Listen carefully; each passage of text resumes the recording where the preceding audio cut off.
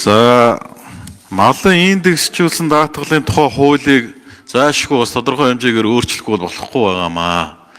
Энэ хууль бол яг бодиттой малчдаа дээр очихоор зэрэг бодиттой бас хэрэгжиж тэдэнд тус нэмэр болохоосоо илүү бас тэдний бас бохомдол үүсгэсэн ийм одоо асуудал болчиход байгаа. Тухайлбал нөхөн төлбөрийн асуудал.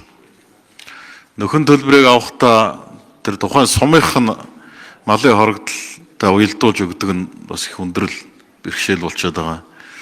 Дээрээс нь өөр аймгийн нутагт отор нүүдлэр явж байгаа малаа одоо гамшиг зодод алдчихад бас нөхөн төлбөрийг тоосч өгөхгүй. Үндсэн өөрийнх нь харьяа сумын одоо хорогдолтой уялдуулаад өгдөг. За бас одоо урьдчилаад цаг хүндэрсэн яг хэрэгцээтэй үед бас нэг урьдчилаад 5 төгрөгийн хэрэг болоод урьдчилаад авчих гэхээр бас авч болдгоо гэл малчид тулгардаг хүндрэлүүд байгаа. Тэгээ нийт малчтын нэг 10 хүрэхгүй хувь нийт малын 10 хүрэхгүй хувь энэ даатгалд хамрагдсан гэсэн ийм судалгаа байгаа. Тэгээ эндээс харахад энэ хуулийг бол зайлшгүй өөрчлөх ёстой.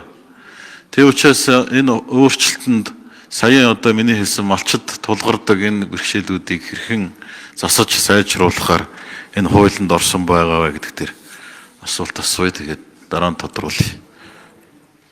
За малын индексжүүлсэн даатгалын хуулинд засгийн газраас өргөн барьсан нэмэлт өөрчлөлтөн дээр бол үндсэндээ нэг 3 одоо өөрчлөлт орно гэж ингэж тооцож байгаа. Нэгдүгээрт бол одоо яг 6% гэж хатуу тогтоосон энэ одоо хувийг тодорхой хэмжээнд 5 болон нэмж хасах 1 буюу 4, 5 байх энэ бололцоог хуулиар нь нээж өгч байгаа. Хоёр дахь нь бол яг таны хэлсэн урьдчилж олгох гэж. Яг одоо амьдрал дээр яаж яах вэ гэхээр 6 сард болох хагас жилийн мал тооллогоноор малын хоригдлын мэдээ гардаг.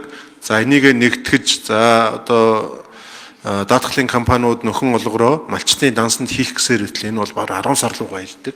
Тийм учраас энэ хуулийн бас нэг онцлог болох зүйл нь өөрчлөлт нь бол яг цаг хүндэрч байгаа тэр цаг үед энэ өрчилж нэг удаа олгоно гэдэг болцоо байгаа гэдэг болцоог нээж өгч байгаа. Энд бол нөгөө одоо ус цагуур орчин шилгээний газар статистикийн газрын мэдээлэлээр үндэслээд одоо олгоно гэсэн ийм зүйл энэ хуулийн төсөлтөөр бас орж байгаа гэдгийг би хэлье.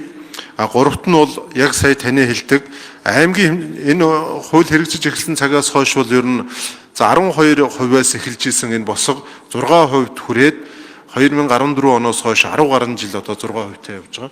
Энийг нь тодорхой хэмжээнд багасгаад мөн одоо 14 оноос хойш аймгийн хэмжээнд одоо малын хоригдлын дүнг бол ингэж авч үздэг. Тэгэхээр энэ нь одоо хуулиараа бол одоо сумын хэмжээнд одоо авч үзэх хэмжээнд одоо очиж байгаа. Тэгэхээр сум 330 сумын хувьд бол одоо босгууд тогтогдно гэж ингэж бас ойлгож одоо болно.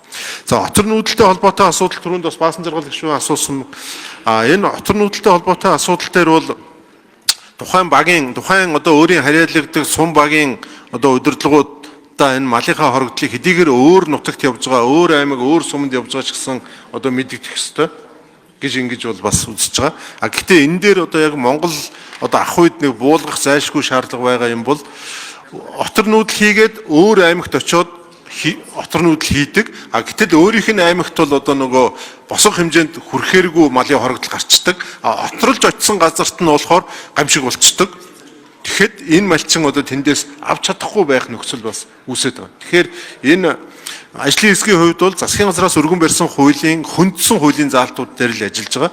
Ажлын хэсгийн гишүүдийг яг орон нутагт ажиллахад бол сум битгий хэлбэр багаар нь гаргамаар байна гэдэг зүйлийг ярьж байгаа шүү дээ. Зарим сумын одоо хойтлын баг нь зудгүй байхад урдлын баг нь зудтай. Ингээд нийлбэр дүнгээрээ болохоор босх нь баг гараад идэг. Гэтэл малынхаа одоо 6 байтугай хувийг алдсан ийм зүйлүүд байгаа. Тэгэхээр энэ би түрүүнд хэлсэн энэ малын индексжүүлсэн даатгалын хуулийг өшөө сайжруулахын тулд энэ одоо малын гамшигын эрсдлийг бууруулах сан эдэр гэж бүр байгуулж за тэр өөр аймгийн нутаг дэвсгэрт өвлжж байгаа айлуудтай холбоотой бол зайлшгүй бас цаашдаа анхаарахгүй болохгүй маань. Энэ удаагийн хууль бол үзэл баримтлалын хүрээнд хөндсөн заалтууд дээр ярих учраас цаашдаа энэ дээр одоо салбарын яам анхаарах ёстой. Яг адилхан зэрэгцээд байж байгаа хоёр айл байгаа. Тэгээ хоёулаа адилхан малаа зуданд алдсан. Гэтэл нэг нь нөхөн төлбөрөө аваад нөгөөх нь авахгүй байгаа байхгүй юу? Ягаад тэгэхээр та бол өөр аймаг сумд бүртгэлтэй байна гэд. Уг нь бол хоёулаа адилхан байх хэрэгтэй юм байна. Тэгээ энэ дээр л малчид бас гомдлоод байгаа. Тэгэхээр энэ дээр цаашдаа одоо онцгой анхаарч ажиллах нь зүйтэй юм а гэж. За санал байна. Тодруулах зүйл алах.